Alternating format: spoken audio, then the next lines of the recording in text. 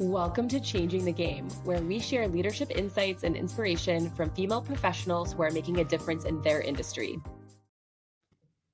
Welcome, everyone. My name is Duren. Happy Wednesday. Today, we welcome Alexandra Anderson. Alexandra is the head of health plan sales at Color and a healthcare leader with 12 plus years of experience driving growth and innovation in the space. She excels in go-to-market strategies, payer-provider collaboration, and scaling teams to improve patient care and delivering lasting value. Last but not least, I've also heard she's a heck of a mentor, so I'm really excited for her to share her wealth of knowledge with us all today. Welcome, Alexandra. Hi. Thanks, Jordan. Thanks for having me. I'm excited to have you here. For everyone listening, if you know Riley on our team here at Shift Group, Riley and Alexandra worked very closely together. So she introduced us. So I'm really grateful for the opportunity to chat with you today. Likewise. Awesome. Well, bring us back to the beginning. Let's set a little stage. I'm a big fan of going in a bit of chronological order on these shows. So if you could just tell us, what were you like growing up? Maybe talk about some characteristics or an experience maybe when you were growing up that shaped you. Yeah, it's interesting. So I am a self-described type A control freak. I like things the way that I like it. I like a process. I like to be on time. I like all things orderly, definitely competitive. I have a younger sibling. She and I are best friends. Couldn't be any more different. She's very type B. I am about as type A as they come. So when I ventured in, post-college and kicking off my career, I found my way in sales. I didn't yet know I wanted to be in sales, but I think it aligned with my personality type and that it was just sort of a natural fit. But was always competitive growing up and, had an affinity for team-based sports and other activities. But it's interesting how much of like your personality ties to what you do from a career perspective. What were some of those characteristics about yourself or those personality traits that you said, I might be good at sales? Yeah, I think I just, there's a lot of money to be made out there, right? There are companies that are doing really, really well. And as you look to, what you want for yourself in the next 5 years and 10 years, and when I was in my 20s, of course, I could only think in like 5-year increments because that in and of itself seems like a huge period of time. But I think it was about really being goal oriented and saying, I know that I can do this. I know, I am willing to bet on myself. And if I'm not willing to bet on myself, then who else is going to? And for me, sales was, at the top of the food chain, right? So I was surrounded by really, really successful sales folks. And at one point in my career, I was surrounded by really successful female sales leaders. And they would often say to me, you are the perfect archetype for this. And there just came a point in time where I was like, okay, I got to do it, right? You input equals output. You eat what you kill. And I've always sort of structured my life that way, in that what you put into the day is what you get out of it, right? There's always that meme that like we all have the same 24 hours in a day, but like how does Beyonce accomplish what she does in the same 24 hours, right? But like we all have an opportunity to be better than average. And so recognizing that, I just moved into sales and I've never looked back. Yeah, you mentioned you maybe had some mentors along the way to strong female leadership. So I kind of want to go down that path a little bit. You got into sales. Walk us through your career journey. How did you end up getting your break in sales? And then how did you get to become head of health plan sales? That's a pretty amazing journey. So tell us a little bit about that. Yeah. Okay. Well, long-winded answer coming up because there's a lot of detail to cover there. So let's start with mentorship. I definitely had and have incredible mentors and continue to build a Rolodex and a bench of top tier mentors. Those relationships are invaluable to me. And like anything in life, what you put into relationships is what you get out of it, right? So I try to ensure that it's as beneficial for them as it is for me. I want to make sure that they're taking away something from our time together as much as I am, right? And there are folks who are natural born mentors. You had mentioned someone who her own professional development is of huge importance to me personally. I have a vested interest in watching her succeed and grow in her career. I've been fortunate enough to find people who had the same sort of passion for me. And that was female sales leaders. Those were male senior execs, right? Working at a company that 99% of senior leadership were males. And I knew I wanted to have a seat at the table. And they said, let's create a pathway for you to have that seat at the table. What do you want to know? What do you want to be exposed to? And so nurturing those relationships and maintaining those relationships, finding the time to connect with them is still something that I pride myself on today. They are, if you look at like my favorites on my call log, they're all marked as favorites on my call log. Like if I'm in a jam or I need perspective on, should I take this job offer? Should I consider doing something different? What do you think about this industry? What do you know about this area of healthcare? They're the people that I call, and they pick up my phone calls, right? And that's because I've earned the right and I've invested in those relationships. But let me give you a little bit of background on myself so I'm not a stranger on the other side of the video camera here. So I worked in finance straight out of college. It was sort of a means to an end. I had thought I wanted to go to law school. I wanted to be an attorney because I like competition and I like winning. And so for me, that meant I got to go to law school. And finance was just an opportunity to make money, earning, a substantial salary out of school as an undergrad, being able to support myself living in a city where you have a higher cost of living. I knew I wasn't going to be in finance for a really long time. I felt like if I could equate it to an old library book, like dust just starting to settle on my shoulders. And I was like, I'm not cut out for this. This is not me, even though it pays really well. And so as I thought about studying for the LSATs, the burden of, the cost of law school and the time allocated to get through law school didn't really seem that appealing to me, right? I wanted to start to build a future for myself, and my income trajectory was really important. If many of my friends are watching this, they're laughing because they know that like my cost of living only continues to increase as the years go by. And my New Year's resolution is to some point in time have that decrease, but that's here nor there. Make a little bit more, you spend a little bit more. Yeah. Yes. Style creep. Separate webinar on that. So I knew I wanted out of finance, and healthcare had always appealed to me. I was a social work major undergrad, social work and pre-law, and I knew that I had an interest in healthcare. I couldn't figure out the crosswalk to getting from finance to healthcare until an opportunity approached me. I was living in New York City at the time, working for Credit Suisse. I left all my friends in Boston and went to work for a firm who had sell-side banks as their clients, and they were selling access to healthcare experts who were advising on different clinical trials and or aspects of the healthcare industry. And so that allowed me to move into healthcare from finance because it bridged the gap pretty nicely.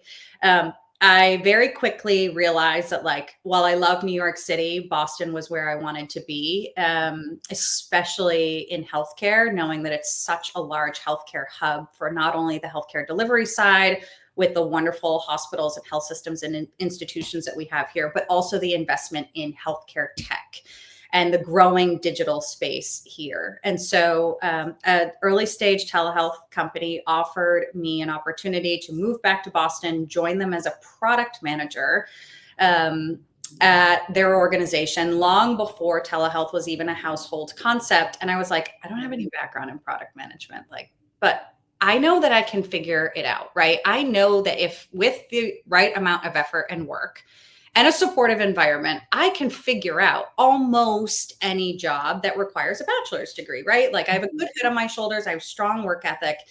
And so I took the job and I moved back to Boston, and I was with that company for 3.5 years.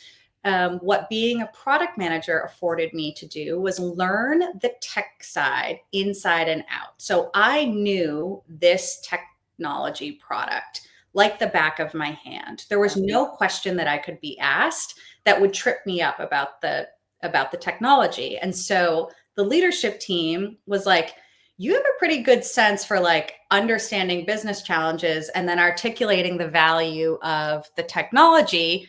You should go on the road with the sales team and join them in sales meetings. And I was like, okay, sure. And I then started traveling, 90% of the time on the road with the sales team to these different healthcare organizations. And I would answer the product questions. And so fast forward a year, I was like, well, all of the people in these sales meetings are coming to me with the questions, like even the contracting questions. Why I should just be in sales? Sales team. Yeah. And the leadership team was like, well, you don't really know like the pricing strategy. And I was like, I bet I could learn, and I bet I could learn it quickly. And so they said, why don't you be a BDR give a BDR opportunity a chance for a few months, let's say 9 months. And if you crush it as a BDR, then we'll move you into sales. And I was like, okay, what's the variable comp? And they were like, it's unlimited upside. And I was like, done. I know I can do this. Like, I know that I can do this. And so it was really as a BDR where the foundation of my sales career began, because I understood exactly what went into developing a pipeline and opportunities and relationships and nurturing deals and moving deals along. And again, because I had the product expertise, even though I was supporting a team of seasoned sales execs, some of whom were like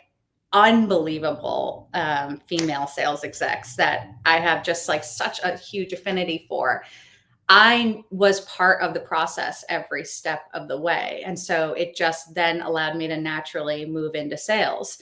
But it's not without the effort, right? I know that you had a guest on previously who had shared like being a BDR was the foundation of her sales career, and she learned all of the foundational basics there.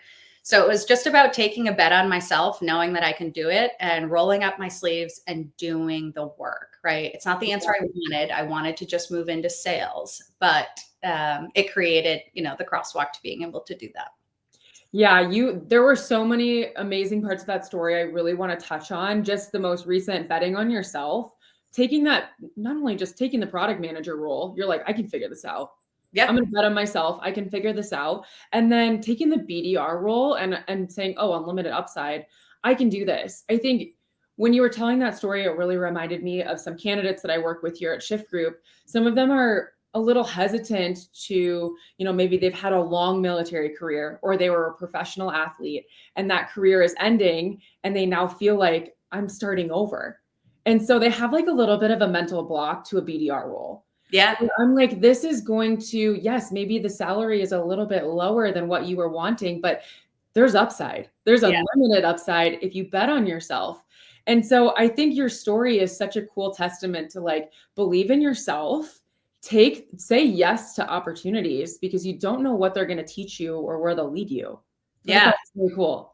I actually took they lowered my base salary as a result of having a variable comp structure, right? And so I had that same thought of like, how could I possibly take a lower guaranteed base salary under the promise that I might earn more, but like, I don't know if this is going to work. And then the reality is like, again, what you put into it is what you get out of it. Now, granted, I had leadership team members who were supporting me saying like, Alex, there is no one more poised to like absolutely crush it here than you. You can do this. If anyone can do this, it was you. But I had those moments of self-doubt. And I even see that now. So my career has continued to grow and expand. I've stayed in healthcare. I love healthcare. I have maintained my position in sales. I've moved into a sales leadership role. I'm still actively selling. I have led large sales teams. I've led small sales teams. But I know that I'm willing to bet on myself. And I would say to the candidates that think, oh no, it's going to be too hard, or there's too much risk here. Again, if you're not willing to bet on yourself, who else is going to? All of that to say, every job I've ever taken, I've had moments where I've said, internally, of course, like, did I make the right call? Was this the right move? And I have to remind myself, like, it's not going to be easy. It is going to be a grind. There are going to be moments and days and maybe even periods of months where an individual may say, and I have said, was this the right call? I may have to bail myself out of here, but I've stuck to my guns. I've pushed through it. And if anything else, I've rolled my sleeves up further and I've done the work. I've been willing to sweep the floors. There's no task below me. I have dug in and pushed through and come out on the other side every single time grateful that I was persistent with it. And that's not to say that there aren't scenarios in which, sure, you should cut bait and you should be willing to fail fast and move on if something's not working. But don't let that like nagging self-doubt prevent you from achieving something better. I have this mantra, I think it started from like a meme or something, but why aren't we all trying to be better than average? Like being average, mediocrity is not what we're here for. At least myself, right? Being type A high achiever, a high performer. I want to be better than average. I want to build teams that are better than average. I want to inspire other folks to be better than average. And sales is an opportunity to do that, right? Are you planting your feet on the ground every day with intention, saying, what am I going to get done today? What are my wins going to be today? Or are you saying, I hate this job. I wish that signed contracts would fall out of the sky and land on my lap and just, take a passive approach to life? That's not me. Those aren't the people that I work with. Those aren't the successful people that I hire either. Yeah. When you do the hard things, you prove yourself to yourself too. Yeah, totally. Yeah. I love it. You mentioned too earlier on in your story, you said your mentors and your leaders always knew that you wanted a seat at the table. And they said, there's no one else is better poised to do it. I can't remember the exact phrase you used, but there's no one else here that's better suited for this role to succeed. So yeah. How did your leaders know that you wanted that seat at the table early on? Were you vocal day one, or how did you kind of make that known? So in different, I would say based on like company dynamics, I wouldn't say I have the same approach every single time. You want to be able to establish a certain amount of credibility and autonomy, right? And you want your work to speak for itself. So if you get in the door, you know absolutely no one, and you have imposter syndrome, and you're like, shoot, is everybody else looking at me wondering why I'm here? Because I don't even know why I'm here. You're not going to make it, right? Mm-hmm. You have to stuff that down. You deserve to be where you are. You're going to work hard. You're going to let your work speak for itself. You're going to deliver an impact and demonstrate results.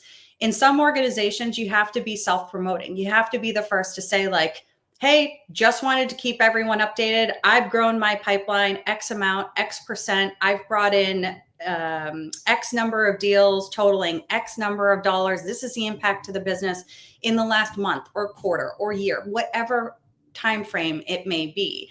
But you have to socialize the impact that you've demonstrated to the organization. And as it relates to like your personal goals, if you want a seat at the table, if you want a leadership role, then you have to be forthcoming about that, right? And that goes into choosing the right organizations and the right leaders to work for and alongside. I have never joined a company where I wasn't certain that the person that I was reporting to is somebody I knew I wanted to report to. They were my kind of person. They communicated openly and directly. They understood my personal and professional goals. And so it's about having those ongoing conversations. Now, am I going into every weekly one-on-one saying, when am I going to get promoted? When are you going to make me a leadership team member? When am I going to have a C in front of my title? No, absolutely not. But am I sharing, this is what I've accomplished in the last week, in the last month. This is what my team has accomplished in the last week, in the last month. This is the impact to the business. Yeah, absolutely. I'm championing my own success because I work remotely. No one knows all what I do all day except for me, right? And so I think it's about having leaders that want to invest in your growth, but also being aware of your own growth objectives and making sure and making sure you're communicating those. Yeah. I love that you called out that you're like, I'm a remote worker. If I'm not, maybe keeping track of my accomplishments and making those known every now and again, then maybe it could be a little bit harder to stand out. And I would just I guess, love more of your perspective on that. Just maybe coming from I don't want to say selfish point of view, but love my dad. He's worked at the same company for 40 years now, done amazing things. He's a little bit against the remote work life because he's never had to do that until until COVID times. So he's always telling me like, you're not visible enough. You're not visible. I guess how would you, is that just it? Like keep track of your successes, be vocal, or how else would you encourage remote workers who love their remote work, but they want to have leadership opportunities in the future, or they just want to be more visible? Yeah, I would say like every one of us has an opportunity to create visibility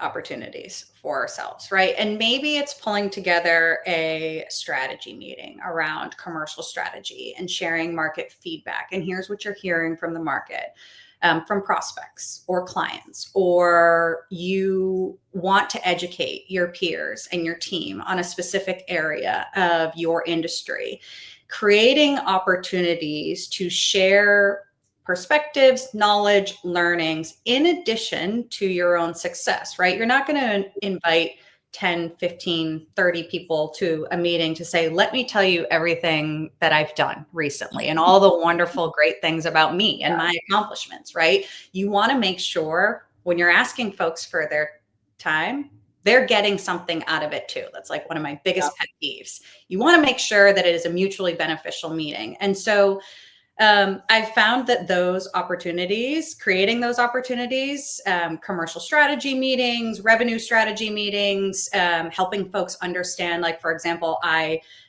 oversee all of Color's health plan sales for the organization. And I work in a company where very few people have ever had any exposure to US health insurance companies or have ever worked with them.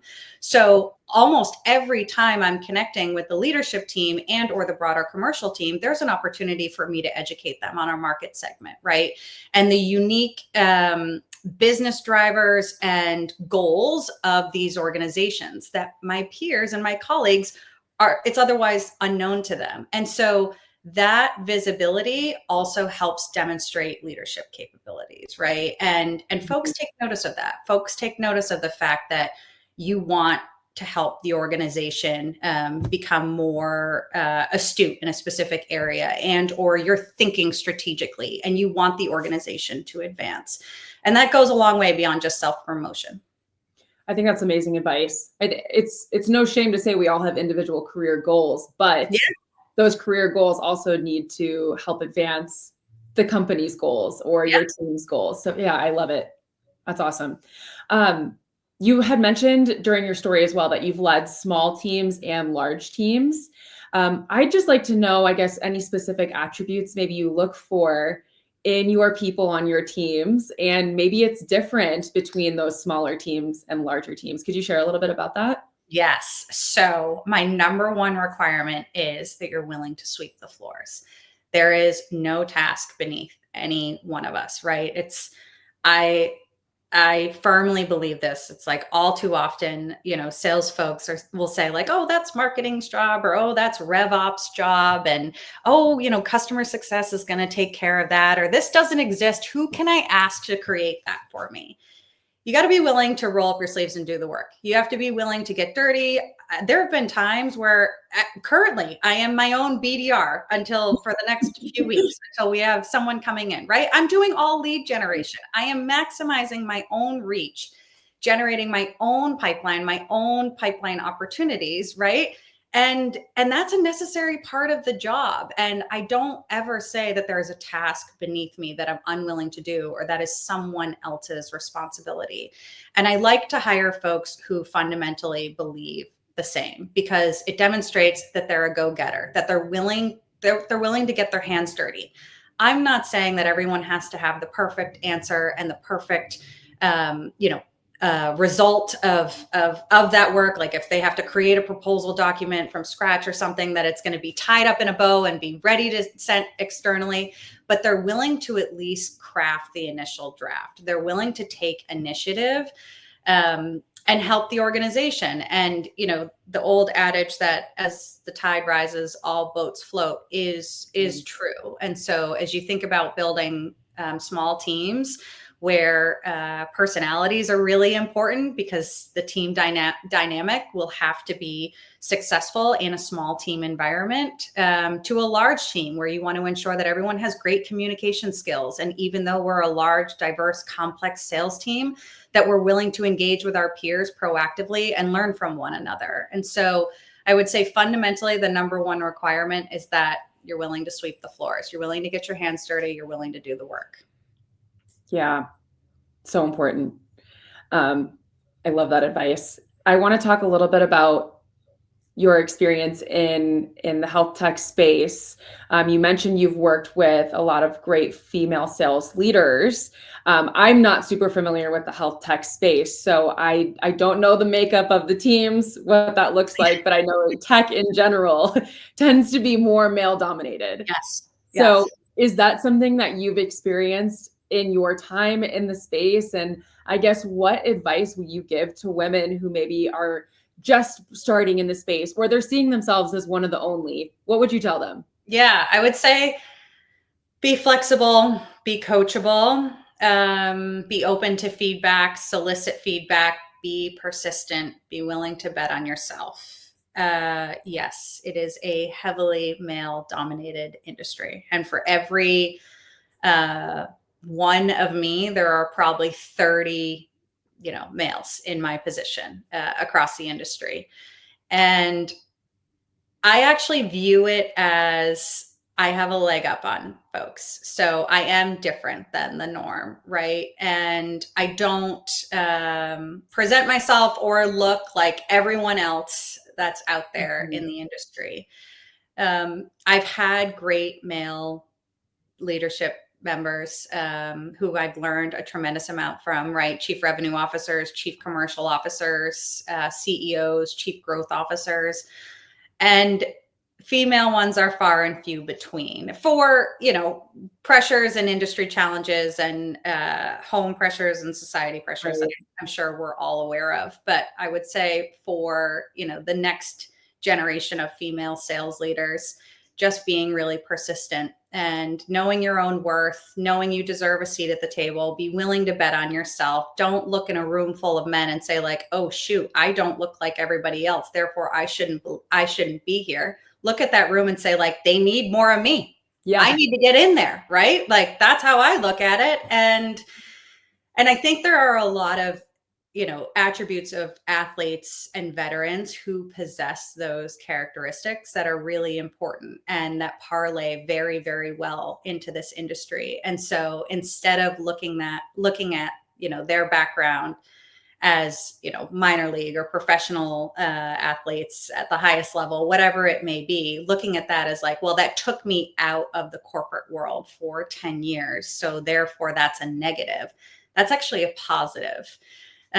Interestingly, this is like very real world, very, hits home for me. My fiance was a professional athlete for a decade out of undergrad, playing soccer, and naturally moved into teaching and was sort of, schools aren't what they used to be, and was exploring a career change very recently as a teacher, and thought, well, all of my peers are so much further ahead of me in the corporate world because they didn't play a sport professionally for a decade. And, I started my career later, and I was a teacher. And so how does that translate to the corporate environment? And I'm like, if only you knew the skills that you have, like you are a natural born leader. You have been the captain of every team you've ever been on. You are the person in the room that everyone gravitates towards. Like you inspire, you make folks want to do better, whether it's children or whether it's adults. Like those things can't be taught. Those things are so core to the person that you are. And we've had a series of interesting, fun conversations in our household. But one of the ones that was most impactful that I remember was saying like, you got to bet on yourself. You have to know that all of these things that you think are negatives about yourself are so impactful to the workforce and are what companies need, right? All too often, especially in the tech world, we hear of bad cultures and poor leadership and, bad management and management that's never been trained how to be a leader, and people being promoted who didn't deserve to be promoted because they don't have any leadership capabilities.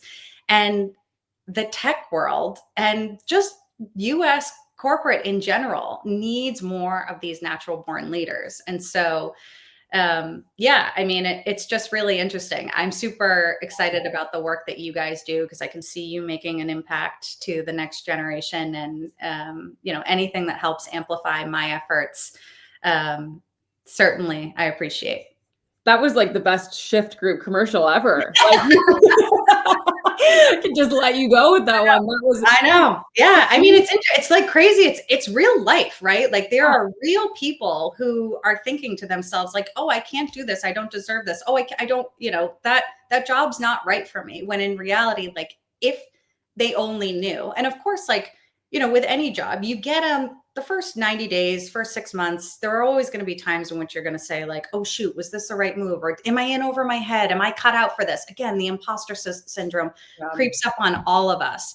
But at some point in time, you'll recognize like, I do deserve to be here. I do know what I'm doing. This actually isn't that difficult. In fact, I might be able to run circles around the people I'm surrounded by. And so again, I think at the end of the day, it's just being willing to take a bet on yourself and recognize your own strengths and capabilities.